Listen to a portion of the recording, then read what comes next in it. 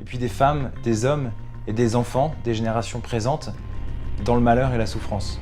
Ou des Quand choses comme ça. vous coupez l'électricité en blackout, il y a beaucoup de choses qui commencent à aller mal assez vite. Ça risque d'être assez le bordel quand même. Et ça, il faut s'y préparer, je pense. A priori, c'est foutu, on a toutes les raisons de se flinguer, ça peut très très mal finir. Il y aura de toute façon des guerres civiles, des épidémies et des famines. Allez, stop. Parfois, il faut savoir éteindre YouTube aussi. C'est qu'ils commencent à nous foutre les jetons avec leur effondrement. Pas une journée ne passe sans qu'on entende parler. Même à n'en prendre que la moitié, on va tous mourir plus tôt que prévu, et pas dans les meilleures conditions. Sympa les perspectives d'avenir pour les gamins. Moi qui pensais avoir trouvé une voie salutaire en optant pour un mode de vie autonome, il va falloir repenser quelques aspects. Et pour pas être déçu, quoi de mieux que de se préparer pour le pire. Et pour ça, la vision d'Yves Cochet me semble bien placée. Il n'y aura plus d'État, plus d'Union européenne, plus d'ONU, et donc une sorte de chaos social, au moins pendant cette période de l'effondrement, dans les années 2025-2030. 2025 ? Dans 5 ans ? C'est pas dans 50 ans ou dans 80 ans ? Dans 5 ans, c'est demain. Après, peut-être qu'il exagère un peu. Il y aura des coupures d'électricité, des produits qui manquent dans les magasins, des trucs comme ça. On a vu évidemment de quoi l'espèce humaine était capable dans les 2 guerres mondiales, par exemple, du XXe siècle. Au XXIe, ça va être 10 fois pire. 10 fois pire, donc ça sera absolument horrible. Bon, mais peut-être que d'un autre côté, il y aura des gens intelligents qui vont s'unir, s'organiser, s'entraider. Ça marche les premières semaines, mais après, c'est quand même la lutte pour la survie.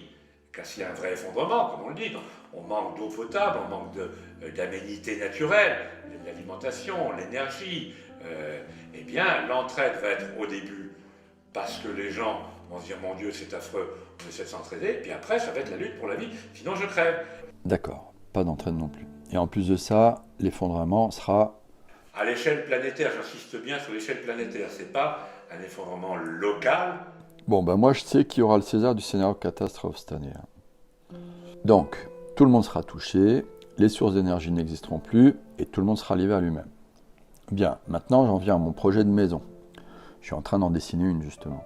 Je la voulais bioclimatique, autonome, et puis après avoir écouté Yves, je me suis demandé à quoi pourrait ressembler une maison post-effondrement.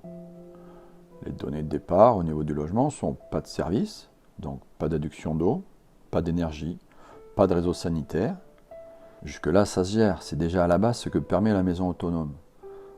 Avec des panneaux photovoltaïques ou une éolienne pour produire de l'énergie, un puits pour l'eau, des toilettes sèches, et voilà, rien de spécial. Mais Yves, il pense que ce sera pire que ça. Pour lui, panneaux photovoltaïques ou solaires, éoliennes, tout ça, ça ne marchera pas. Les panneaux solaires, comme vous dites, c'est des panneaux photovoltaïques, et puis c'est quand même de la high-tech. Et je ne vois pas comment une civilisation, comme la civilisation thermo-industrielle qui s'effondre, pourra continuer à faire de la high-tech. C'est absolument impossible. Donc les données au niveau du logement après correction sont donc pas d'énergie solaire, pas d'énergie éolienne. Le bois énergie, c'est possible d'après Yves. C'est le bois qui me semble être la principale source d'énergie pour faire aussi bien de la chaleur que éventuellement un peu de forge élémentaire. Le bois énergie est une option donc. Très bien. Dans ce cas, on pourrait concevoir la maison avec un poêle à bois pour le chauffage, pour se laver un sauna qui fonctionne au poêle à bois aussi, avec ça un puits, des toilettes sèches, et voilà, on en remplit toutes les conditions. Mais attends Yves, ce type de maison que tu nous décris là, c'est notre maison. On vit déjà de cette manière depuis plusieurs années. Et notre maison n'a rien de spécial, elle a été faite à la main avec des matériaux simples, du bois et des briques, rien de plus. D'ailleurs, presque tous nos voisins ont des maisons du même type ici. Ce sont des maisons construites sur le modèle des maisons du 19e siècle quand il n'y avait pas d'électricité. Le concept est simple, ça doit être RT 2050, un poêle de masse au centre de la maison, une cuisinière intégrée au poêle pour la cuisine, des linteaux volontairement bas pour garder la chaleur produite par le poêle, des lits en hauteur, au-dessus du niveau des linteaux pour dormir où il fait le plus chaud. Et voilà.